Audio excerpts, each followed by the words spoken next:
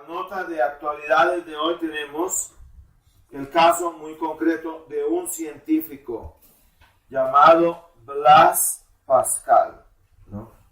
Blaise Pascal, y un hombre de la ciencia muy avanzado y sin embargo un grande y piadoso cristiano francés del siglo XVII. Destacado matemático, físico y teólogo francés, nació en Clermont-Ferrand, hijo de un magistrado llamado Etienne Pascal, de quien heredó su afición a la investigación científica. A fin de simplificar los cálculos matemáticos de su padre, Pascal inventó a los 17 años de edad la máquina aritmética, que construirá 4 años después y cuyo principio sigue en uso.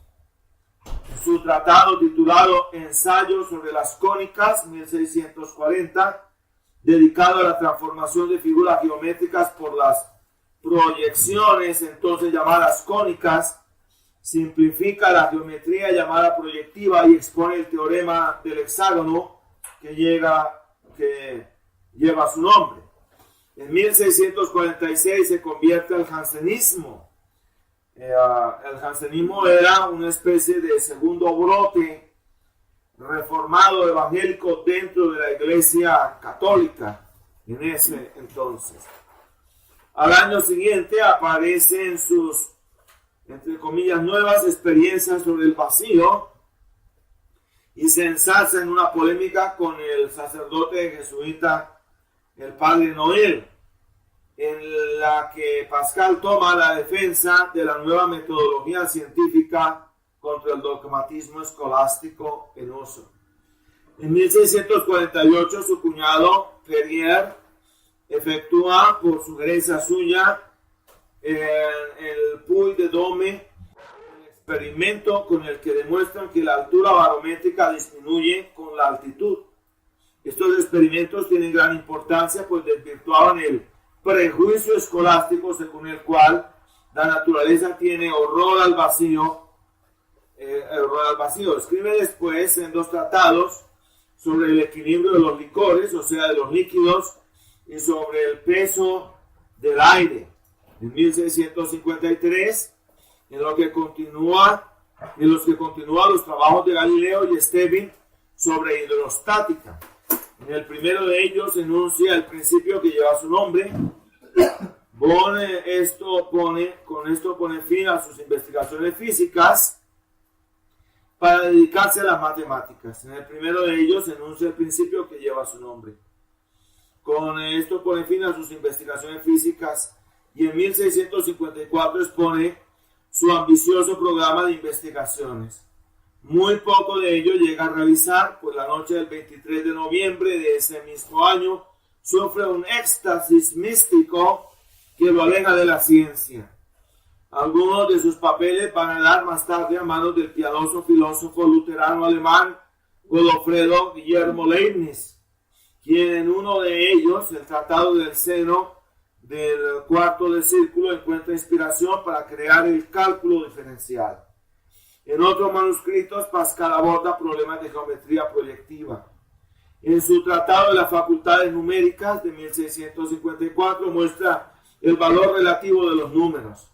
Enuncia ideas claras acerca del infinito y aborda el tratamiento matemático del juego de dados, que le llevan junto con Fermat a dar los primeros teoremas del cálculo de probabilidades. En 1646 ocurrió el hecho que cambió radicalmente su vida.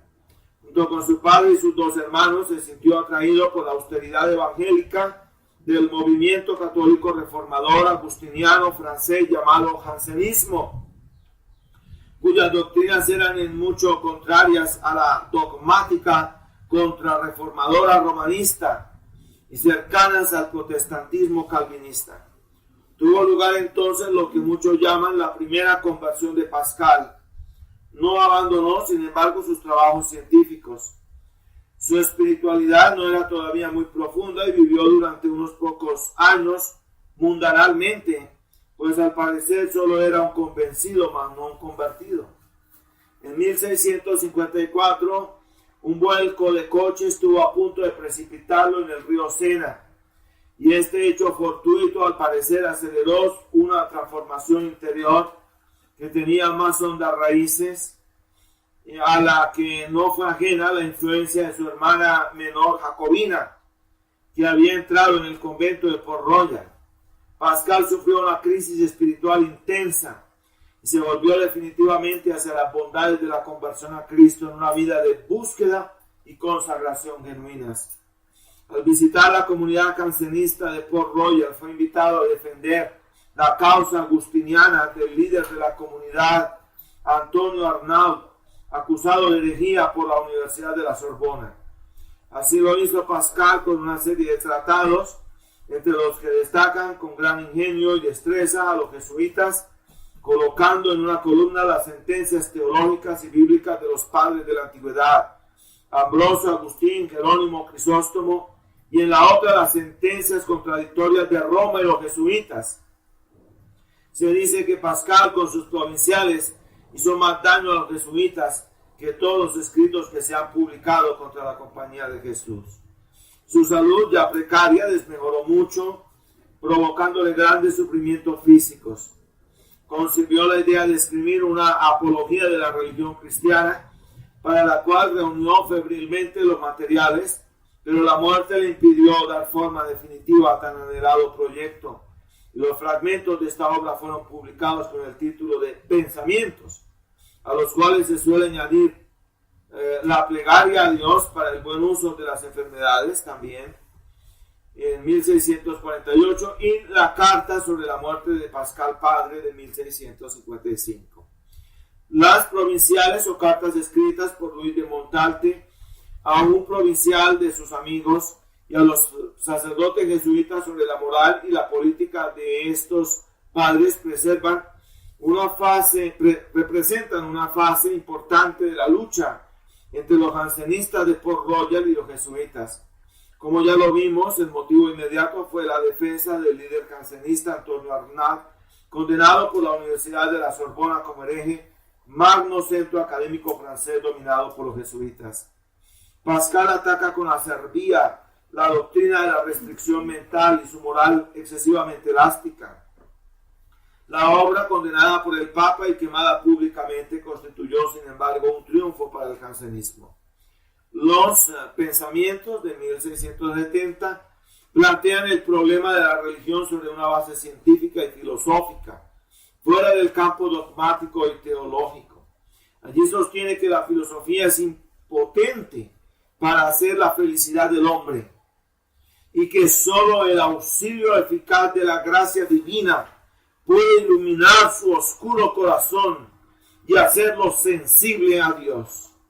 El hombre es una frágil caña pensante en un ser débil y a la vez miserable, pero sabe que lo es y ello constituye su grandeza. Afanado por la persecución del futuro, olvida el presente y huye de sí mismo en un divertissement continuo. O, si no, se hunde en el aburrimiento que le hace sentir su propia gana.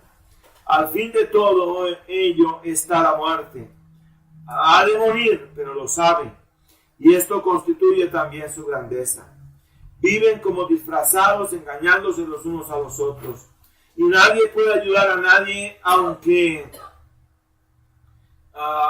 porque nada uno habrá de morirse solo. La salvación solo es posible eligiendo un único bien definido, y ese único bien definido a Jesucristo nuestro Señor. Y hasta por razones de conveniencia semejantes a la de cualquier apuesta, conviene elegirlo y apostar la vida a Dios, porque si éste no existiese, el hombre perdiera los goces mundanos que son finitos, pero si existiese, ganaría el gozo infinito de la eternidad. Cualquier jugador sabe que en tales condiciones conviene apostar en favor de Dios, pero para salvarse necesita de la gracia celestial, y para prepararse a recibirla debe proceder, si no cree, como un autómata o como una máquina, crear en él el hábito, arrodillarse hacer de ellos la segunda naturaleza de Él. Pascal ha querido reunir, y lo ha logrado en su vida, el espíritu de geometría y el espíritu de finesis, las razones de la razón y las otras, las que el corazón tiene y que la razón no conoce. El anhelo espiritual de Pascal era tan profundo que dedicaba tiempo para abstraerse con gran devoción en la lectura diaria de la Sagrada Escritura, a la que amaba entrañablemente, teniendo como cosa muy deleitosa su memorización. Otro tanto hacía con las obras de San Agustín y otros doctores de la Iglesia antigua. Gustaba también de las obras de Montaigne, su Biblia profana, y a Descartes, a quien acepta y rechaza por igual. Como dice en dos de sus pensamientos, hay dos excesos igualmente equivocados: A, excluir la razón, y B, no admitir más que la razón. La suprema característica de la razón consiste en reconocer la existencia de una infinidad de cosas que la superan. Muy débil es la razón si no llega a ello. Para Pascal, Dios ha de conocerse mediante Jesucristo por un acto de fe que a su vez proviene de Dios. Y la fe no proviene de la razón, sino que proviene del corazón. La necesidad que tiene de Dios se vuelve palpable cuando aquel siente su desdicha aparte de Dios. A Dios ha de conocérsele mediante la fe, pero las pruebas que convalidan el cristianismo son grandes profecías, milagros, el testimonio de la historia, la autenticación de sí misma de la Escritura. Por eso alguien dijo, hablando de Pascal al oír esto, no, comillas, no se puede pedir algo menos romanista y más protestante que estas formulaciones del sin igual francés. Además, no podemos olvidar que toda esta piadosa exposición teológica de Pascal halló 2 siglos después un eco profundo y de sin igual profundidad en la intensa producción filosófica del célebre filósofo existencialista danés Søren Kierkegaard. He aquí el caso de un hombre que era un gran hombre de ciencia y sin embargo un hombre de Dios, un piadoso creyente en todo el sentido de la palabra. Tremendo esto, ¿verdad? Vamos nuevamente a la palabra del Señor. Vamos nuevamente a Mateo el capítulo 5, el versículo 5. Amén. Mateo capítulo 5, el versículo 5.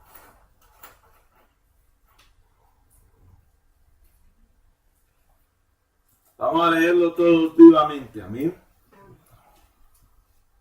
Mateo 5, 5. ¿Cómo dice?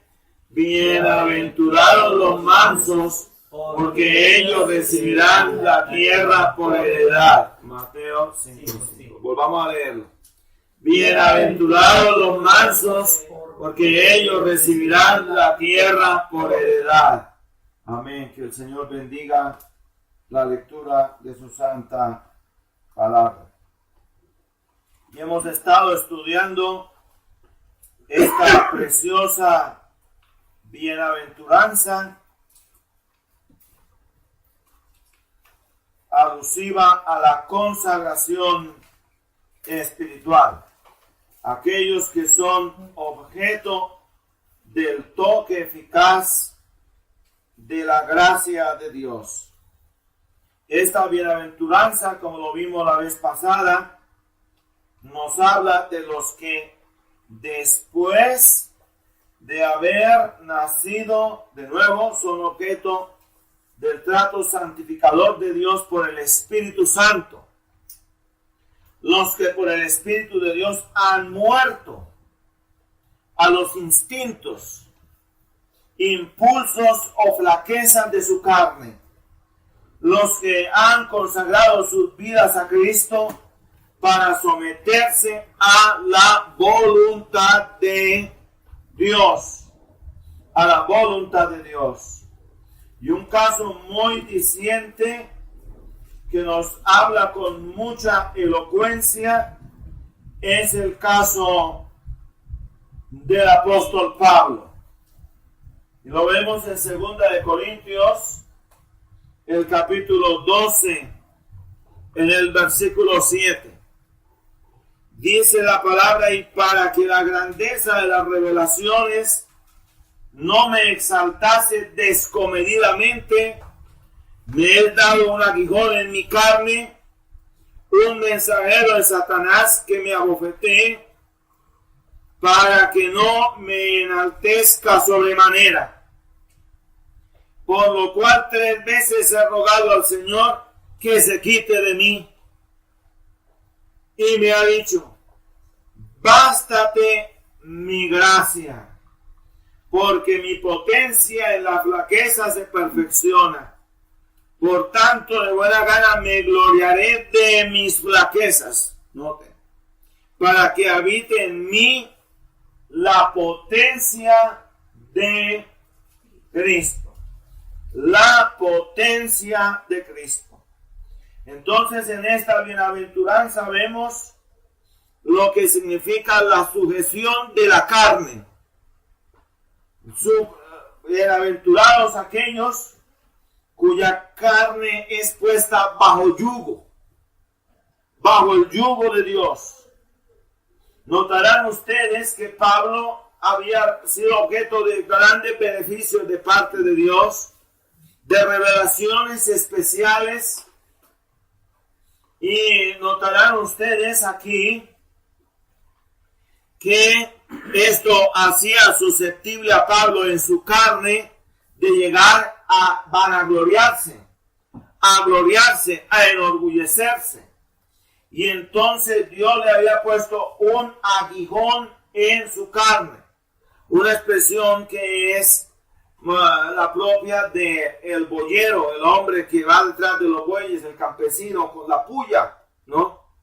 Entonces este es el aguijón, ¿no? Y esto nos habla de algo. El hombre praus, el hombre manso, según el orden de Dios, el manso de espíritu, ha pasado por el varapalo de la ley de Dios y el yugo amansador de la cruz, lo cual lo hace humilde permanentemente para obediencia. Humilde permanentemente para obediencia. Para cada buey está señalado el yugo de la cruz. Para cada buey está señalado el yugo de la cruz. Ahora, la Sagrada Escritura nos muestra casos concretos de hombres que fueron usados por Dios. Pero ellos eran siervos de Dios. Pero no eran hombres de Dios. Ellos eran siervos de Dios, pero no eran hombres de Dios. Ahí está el caso concreto de Sansón. La Sagrada Escritura generosamente nos regala la presentación de la historia antigua de este hombre llamado Sansón, quien tuvo una presencia o tuvo una posición protagónica dentro de la historia del pueblo de Israel en los días de los jueces o caudillos de Israel, cuando Israel todavía no tenía rey. Y notamos que Dios usó a este hombre y que el Espíritu de Dios venía sobre este hombre. Pero este hombre usado por Dios no era un hombre que pudiéramos llamar propiamente hombre de Dios. Era un siervo de Dios. Y Dios lo usaba. Pero no era un hombre de Dios. No era un hombre de Dios. Era un siervo de Dios, pero no un hombre de Dios. En su vida se muestra la impetuosidad de su carne. Andaba conforme al instinto de sus ojos, a la percepción del ojo de carne, del ímpetu, de la vibración de su naturaleza orgánica, andaba al ímpetu, a la vibración propia de su carácter, pero en su vida no había la docilidad del Espíritu Santo de Dios.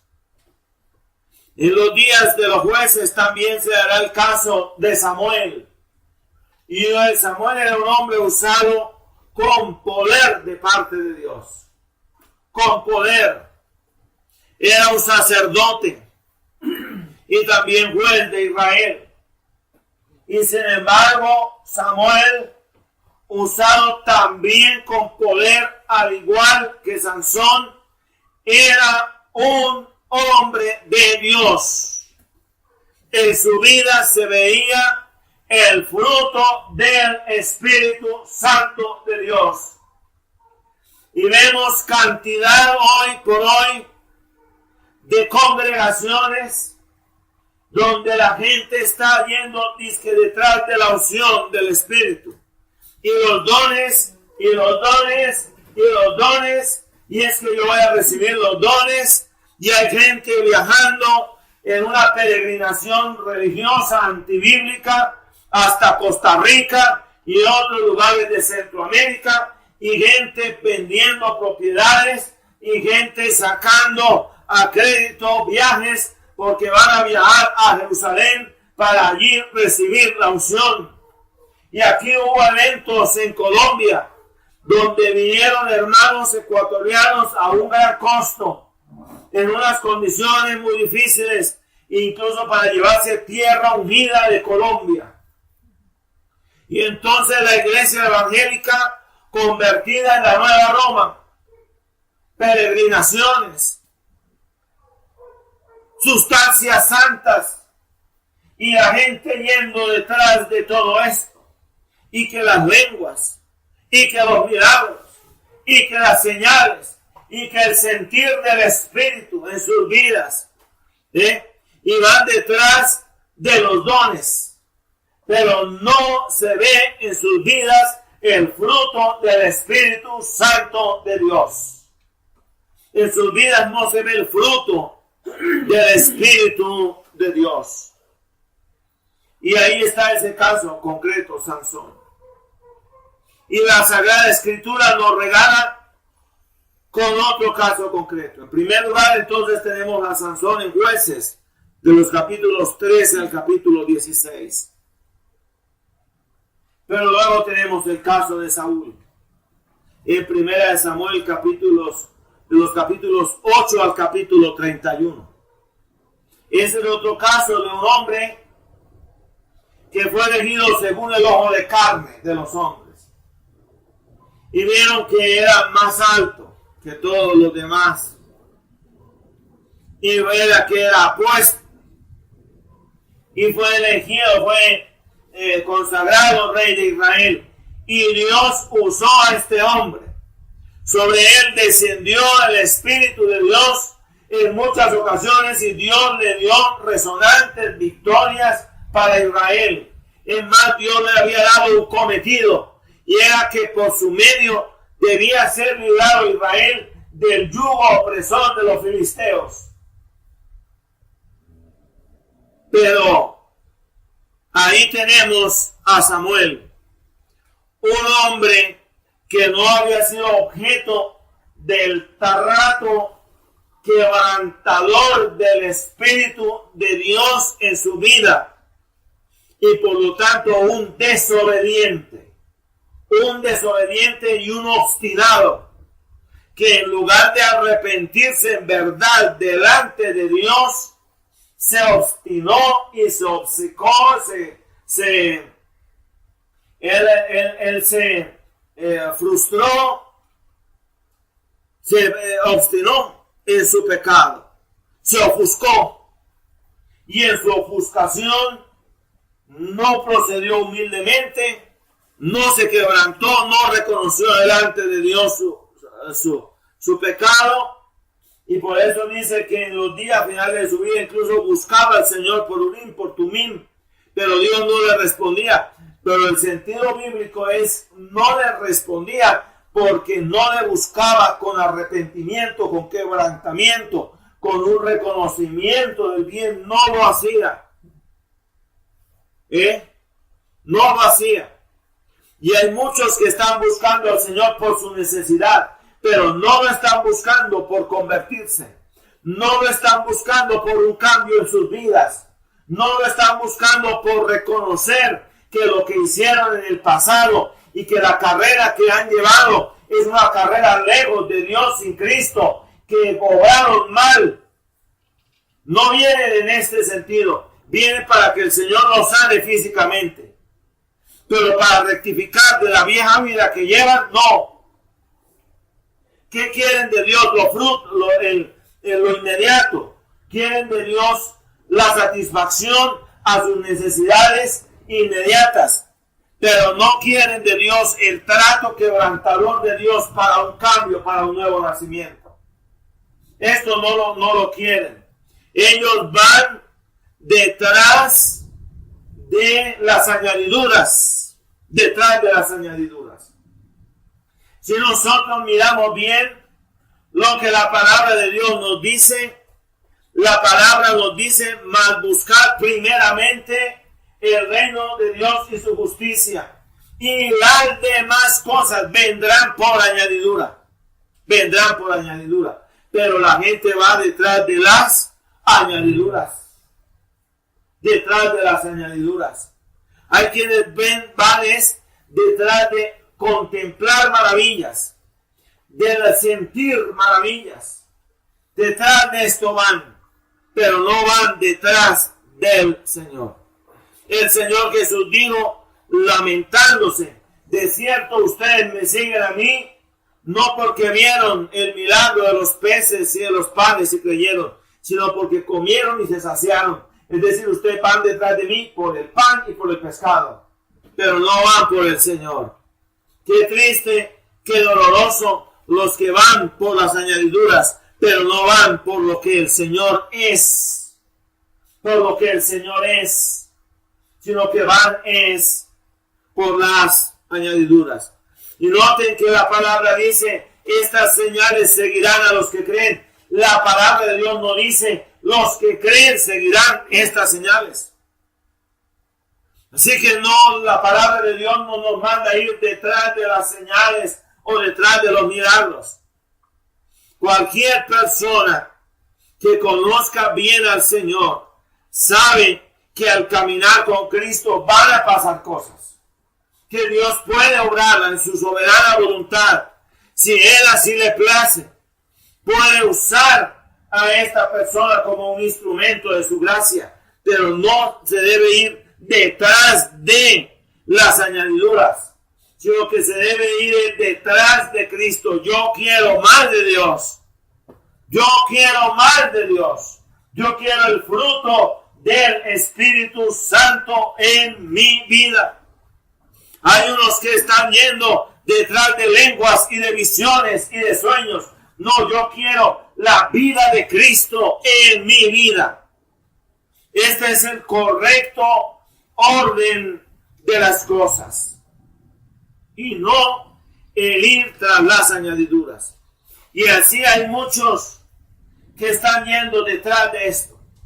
Detrás de lo que perciben o de lo que sienten o de lo que de su engañoso corazón imaginan. Y ahí está entonces, repito, el caso de hombres carnales, usados por Dios, pero en sus vidas no había un cambio. Eran siervos de Dios, pero no eran hombres de Dios.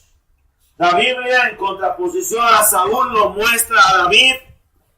Era un hombre que era conforme al corazón de Dios. Un hombre que había tenido un encuentro con Dios.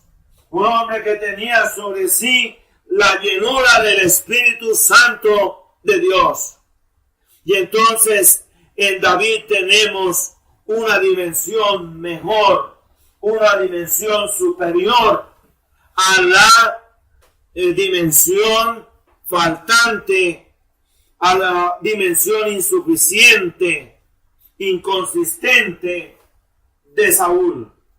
Hombres que en su vida fueron usados por Dios, pero les faltaba algo, que era el yugo de la cruz.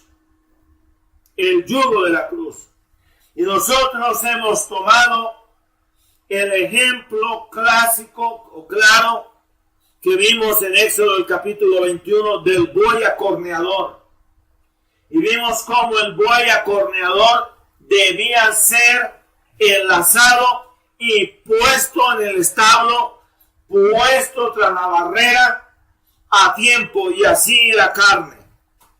Y vimos cómo el buey debía ser objeto del peso del yugo para que diera fruto.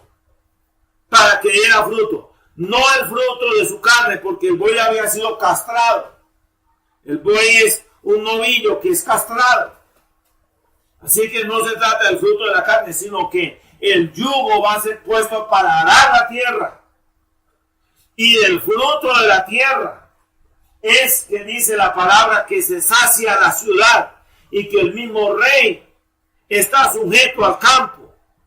Así que cuando recibimos los frutos en la plaza de mercado, estamos recibiendo mucho el fruto del trabajo del buey. Y entonces significa que es puesto, el hombre y la mujer de Dios son puestos bajo el varapalo de la ley de Dios, bajo el yugo, para que den fruto en el orden del Espíritu Santo de Dios en su vida. Y cuando el tiempo pasa y el buey ya ha cumplido su misión, el buey va a ser llevado al matadero. Allá va a ser llevado el buey. Y eso nos habla de algo muy importante. Y es que nuestra carne tiene que morir. Tiene que ser pasada por la muerte. Esta es la condición y el destino del ser humano.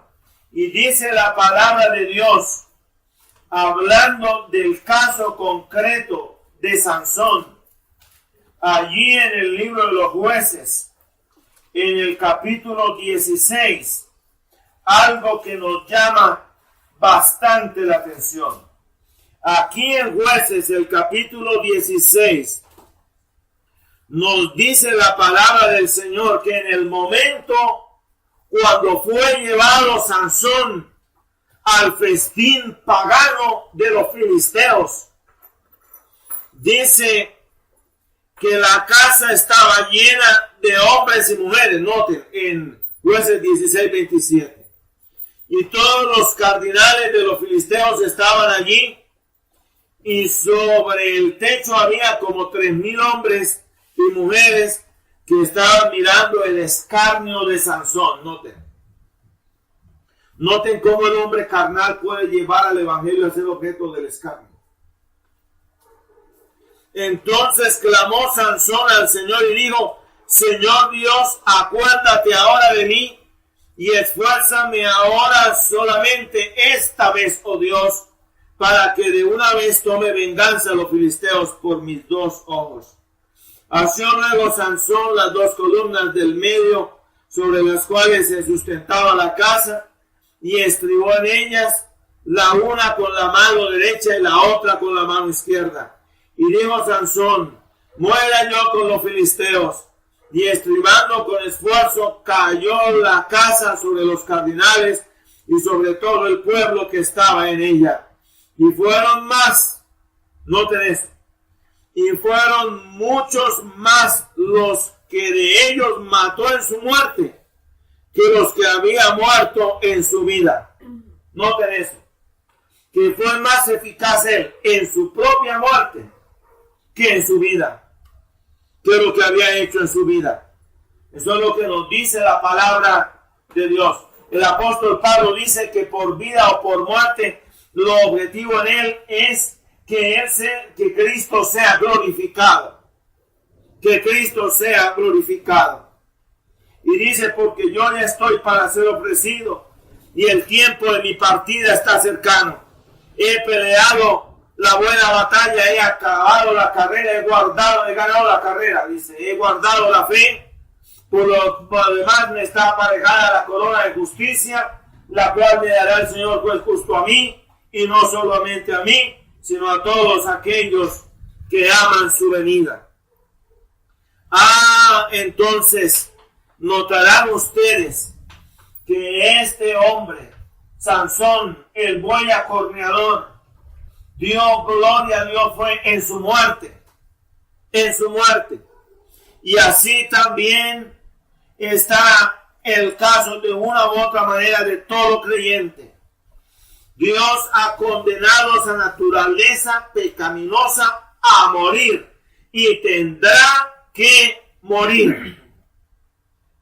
Es decir, llegar hasta la sumisión total a la voluntad de Dios. Cristo se humilló sin resistencia y sufrió el golpe de la ley por la cruz para la honra y gloria de Dios. Y como resultado él fue exaltado. Veamos lo que dice Filipenses, el capítulo 2, los versículos 5 al versículo 11.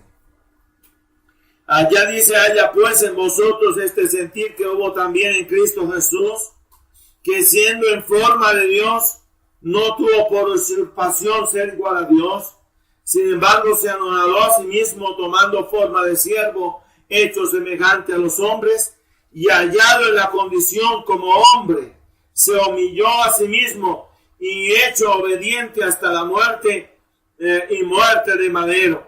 Por lo cual Dios también le ensalzó a lo sumo, y le dio un nombre que es sobre todo nombre, que al nombre de Jesús toda rodilla de lo celestial, de lo terrenal y de lo infernal se doble, y toda lengua confiese que el Señor Jesús, el Cristo, está en la gloria de Dios, el Padre. Noten ustedes que el mismo Señor fue pasado por el yugo de la cruz. Y si Él fue pasado por el yugo de la cruz, nosotros también debemos ser pasados por el yugo de la cruz, porque en nosotros hay todavía esos elementos residuales de la vieja naturaleza pecaminosa que debe ser puesta bajo el yugo de la cruz. Cristo fue consolado por Dios, puesto que Dios es el que consuela a los humildes. Noten a quienes consuela el Señor, a los humildes. Veamos lo que dice 2 de Corintios, en el capítulo 7, el versículo 6. Dice, pero Dios que consuela a los humildes, nos consoló con la venida de Tito. Esta es una epístola en la cual Pablo gime bajo yugo, pasando pruebas, pasando dificultades, pasando tristezas. Pablo pasando adversidades. El buey bajo yugo, recorriendo el surco, abriendo el surco de la tierra. Y dice, pero Dios que consuela a los humildes, los mansos, los que están bajo el yugo y gimen. Hay que ver cómo cuando se le pone al buey el yugo, cómo se retuerce, cómo gime, cómo se estremece. Y así es la carne, tiene que ser puesta bajo el yugo de Cristo para obrar en nosotros ¿qué? Humildad. De igual manera, el creyente genuino se humilla delante de Dios y se somete para obediencia, y como resultado el creyente será exaltado también. Veamos Santiago capítulo 4, el versículo 10. Santiago el capítulo 4, el versículo 10. Humillaos delante de la presencia del Señor, y Él os ensalzará. Hay un claro paralelo, usted lo puede ver entre Filipenses el capítulo 2 e Isaías el capítulo 14. Notarán ustedes en ese paralelo que dice la Biblia que Cristo, siendo en forma de Dios, no estimó el ser igual a Dios como cosa que aferrarse. Él lo era con toda propiedad. Pero la Biblia nos dice de Satanás que él pretendió ser igual a Dios. Y que él se ensalzó, se ensoberbeció, se envaneció, se ensalzó. Y él fue como resultado quebrantado, reducido a la derrota, derrotado. Pero Cristo, que era Dios, se humilló. Fue todo lo contrario. Él se humilló. Él se rebajó. Él tomó la forma humana y fue hasta la cruz. Hasta la cruz fue el Señor. Hasta lo ominoso. Hasta probar la muerte fue el Señor. Pero como resultado Dios lo exaltó. Y hay quienes quieren las añadiduras. Hay quienes quieren de Dios las respuestas, pero no quieren la cruz. Quieren la exaltación, pero no quieren la cruz. Y se van a ser quebrantados.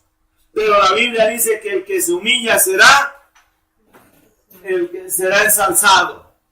El que se humilla será ensalzado. Y primero la cruz y luego la corona. Pero toda la cruz finalmente arrojará como resultado la corona. La corona. Y no lo queremos para nosotros. Nuestra carne se rehúsa. Dice la Biblia que la carne no se somete al Señor, ni tampoco puede. Pero Dios sí la puede someter, que es diferente. Y es ese humilde o despojado el que recibe de pura gracia por la bondad de Dios la tierra como herencia. Note, la corona al otro lado. Al otro lado está la corona. Pero primero está el ser hecho siervo. Por el yugo de la cruz somos hechos siervos. Entonces, por al otro lado tenemos la corona. A eso y somos señores. Por ella somos señores.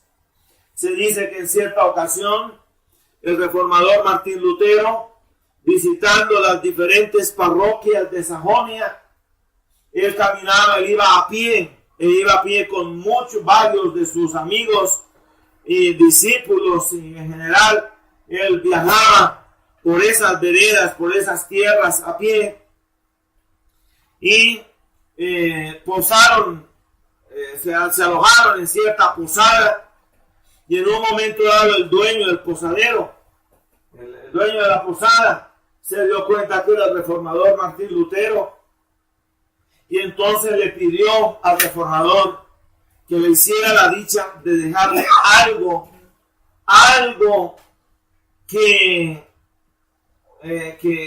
permanente allí.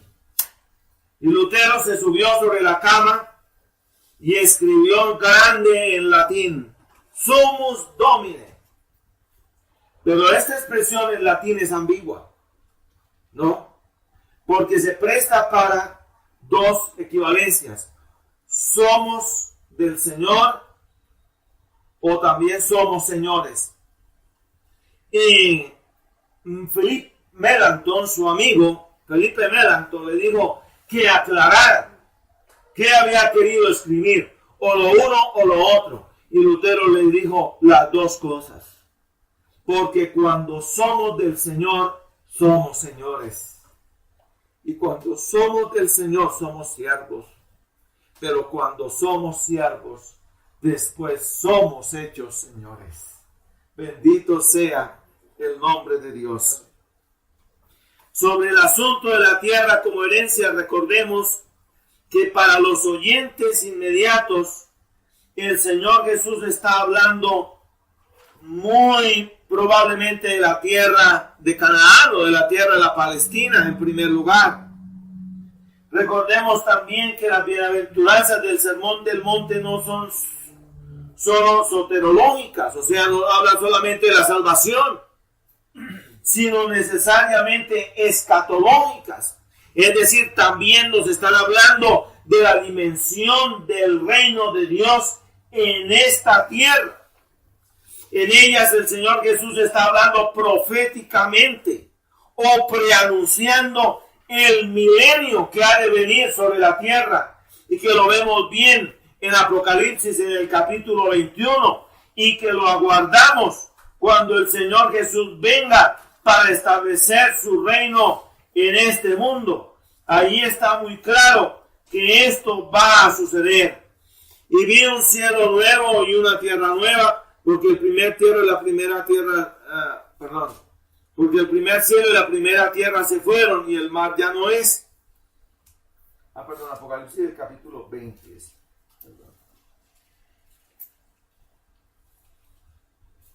Versículo 4, y vi tronos y se sentaron sobre ellos y les fue dado juicio. Y vi las almas de los degollados por el testimonio de Jesús, por la palabra de Dios, que no adoraron la bestia ni a su imagen, y que no recibieron su marca en su frente ni en sus manos, y vivirán y reinarán con Cristo 1000 años. 1000 años, 1000 años. Pero también nos habla la palabra de los nuevos cielos y la nueva tierra que heredarán los escogidos de Dios. Lo vemos en Apocalipsis 21. Y vi un cielo nuevo y una tierra nueva, porque el primer cielo y la primera tierra se fueron y el mar ya no es. Un nuevo cielo y una nueva tierra, y de ello será lo que finalmente heredarán todos los hijos de Dios. Pero la iglesia es el nuevo pueblo del Señor, y en esta bienaventuranza recibe de Dios en Cristo la promesa de poseer la tierra o recibir la tierra como herencia, y sobre ella actuar en consecuencia en las nuevas dimensiones de fe y obediencia. De fe y obediencia. Cristo es nuestro Josué, vencedor en la cruz, y nosotros sus ejércitos, dispuestos a poseer la tierra que Dios nos ha dado de gracia en herencia. Aquí, al igual que el antiguo Israel, Dios en Cristo nos promete cosas de este mundo y de la vida futura. Y nosotros esperamos esforzándonos desde ya por conquistar esa promesa. Es por eso que nosotros decimos Colombia será para Cristo. Y Dios no nos trajo hasta aquí para volver atrás, nos trajo aquí a poseer la tierra que nos dio. Porque desde ya lo proclamamos y proclamamos la victoria de Dios en Cristo.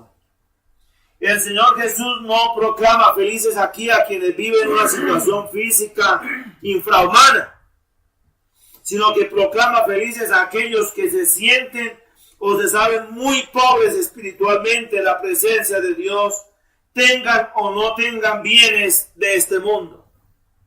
Porque aquí tenemos, por ejemplo, el caso de Onésimo y Filemón. Y vemos el caso de que Filemón era un hombre rico en términos reales, pero era un hombre manso y humilde de espíritu. Era un hombre dispuesto para Dios. Y este hombre, aunque tenía bienes de este mundo, los bienes no lo tenían a él. Él era hombre generoso, dadivoso, dispuesto para Dios. Un hombre que fue un verdadero apoyo para el apóstol Pablo en todo el sentido de la palabra. Entonces el Señor está hablando es de los que son mansos en su corazón, mansos en lo interior, humildes delante del Señor. De estos humildes es que está hablando el Señor. La causa de esta humillación es la ley por la cruz. Es la ley la que viene a sujetarnos, a someternos, y nos tiene que someter hasta hacernos mansos, humildes. Y recordamos del domingo pasado el ejemplo concreto del potro indómito. Como el potro indómito es enlazado y llevado al botalón. Y él llevado al botalón y comienzan a darle, a fuetearlo y a hacerle dar vueltas y darle dar vueltas hasta que llega y quema todo su ímpetu, toda su energía y queda desgonzado, queda cansado. Y ahí cuando ya lo ven mansito, ahí es cuando ya le van poniendo las enjalmas y se le van poniendo los estribos y los frenos y se le va poniendo la silla de montar, todo, las cinchas, todo, y se va montando. ¿Para qué? Para poderlo amansar. Para poderlo amansar. Para poderlo amansar.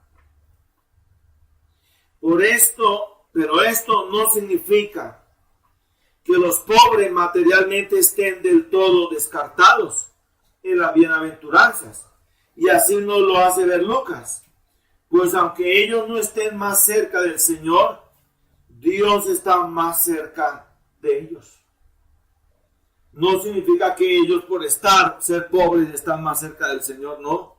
Porque ahí vemos barrios sumidos en la pobreza y la vida de la embriaguez, la vida disoluta, la forma más podemos decir, lucubrante de maldad,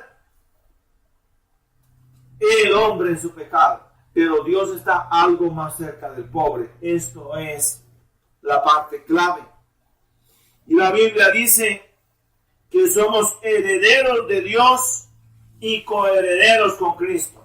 Romanos del capítulo 8, el versículo 17. Romanos el capítulo 8, el versículo 17.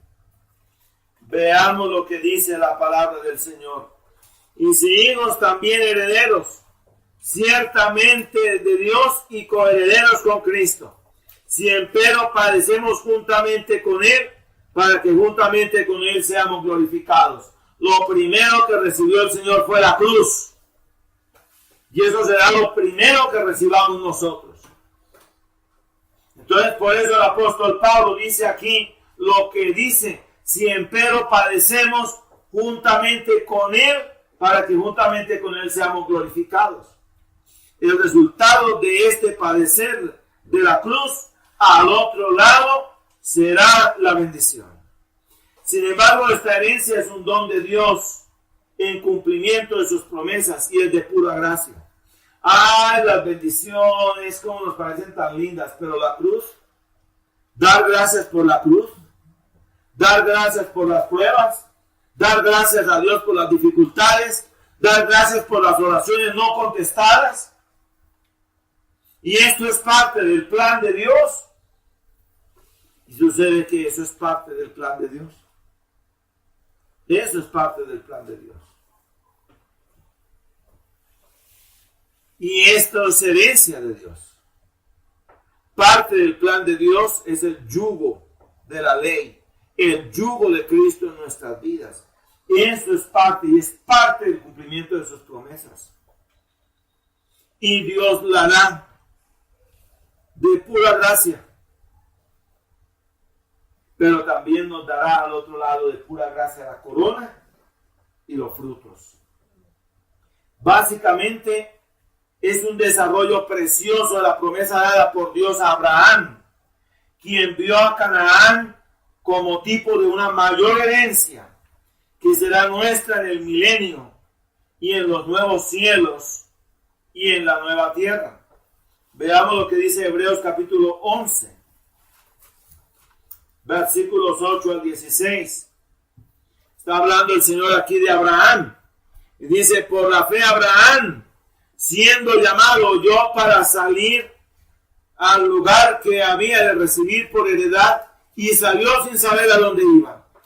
Por la fe habitó en la tierra prometida como en tierra ajena, morando en cabañas con Isaac y Jacob, herederos juntamente de la misma promesa.